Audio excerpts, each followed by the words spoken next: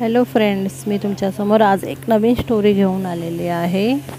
तर माझे एक फ्रेंड आहेत, त्यांची आई ऑफ झाली आणि त्यांचे कोणी नाही आहेत, तर ते थोडे तृतीयपंथी आहेत। त्यांच्याबरोबर असं झालं की आई वारल्यानंतर घरामध्ये कोणीही नव्हतं, ते एकटेच राहायचे। तर त्यांच्याबरोबर फ्रॉड होऊन त्यांची जेवढी सारी ज्वेलरी होती ती सगळी चोरली गेली आणि त्याचं टेन्शन त्यांना एवढं झालं की ते आजारी पडायला लागले, BP लो झाला, डिप्रेशनमध्ये जायला लागले। दोनदा त्याने सुसाईड अटेम्प्ट केलं, कोर्ट केस केली, पोलिसांमध्ये गेले, पोलीस केस केली, सर्व काय केलं, पण काहीही फायदा झाला नाही आणि ते एकटे राहतात।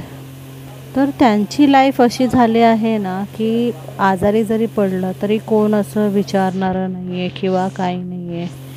तर त्यांचे आता म्हणजे एवढे आजारी पडलेले आणि आम्ही असंच अचानक त्यांच्या घरी गेलेलो, मी आणि आम्ही त्यांच्या घरी गेलेलो। तर त्यांनी आम्हाला अक्षरशः सांगितलं की त्यांची तब्येत बरी नाही आहे। तर त्यांना कसे एकटे असल्यामुळे खाणं पिणं वेळेवर नाही आहे आणि टेन्शन, ते किती पण प्रयत्न करतात विसरायचं पण विसरू शकत नाही, कारण की खूप जास्त अमाऊंट होती सोन्याची आणि ते गेलेलं आहे। तर अशा सगळ्या गोष्टींमुळे ते एवढे एकटे पडलेले आहेत की की त्यांचं तर आम्ही त्यांना खूप समजवलं की प्रॉब्लेम्स कोणामध्ये नसतात, खूप सारे आहे। तुम्ही त्यांना वेगवेगळे सल्ले दिले की तुम्ही काय करायला पाहिजे, कसं खुश राहायला पाहिजे, फिटनेसकडे लक्ष द्या, खाणं पिणं व्यवस्थित ठेवा, मेडिटेशन करा, मंदिरात जा किंवा कुठेही तुम्हाला जिथे आवडेल पिकनिकला जा, कुठेही जा। पण असे लाईफमध्ये खूप सारे लोक आहेत जी एकटी आहेत, त्यांचं कोणीही नाही आहे।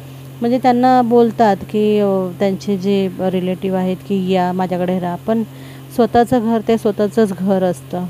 तर आम्ही त्यांच्याशी जे बोललो, अगोदर ते खूप इमोशनल झाले, खूप रडले, पण नंतर जेव्हा ते स्माईल म्हणजे त्यांना एक बरं वाटलं की आपलं मन हलकं केलं, कोणतरी आपलं आहे असं त्यांना जेव्हा वाटलं, तेव्हा ते एक खुश म्हणजे एक चेहऱ्यावर हसू होतं।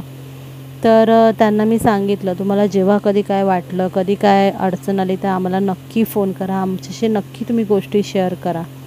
असंच काहीतरी थोडीशी मदत झाली तर ह्या जगामध्ये काहीतरी येऊन काहीतरी केलं असं बरं वाटेन आम्हाला, बस।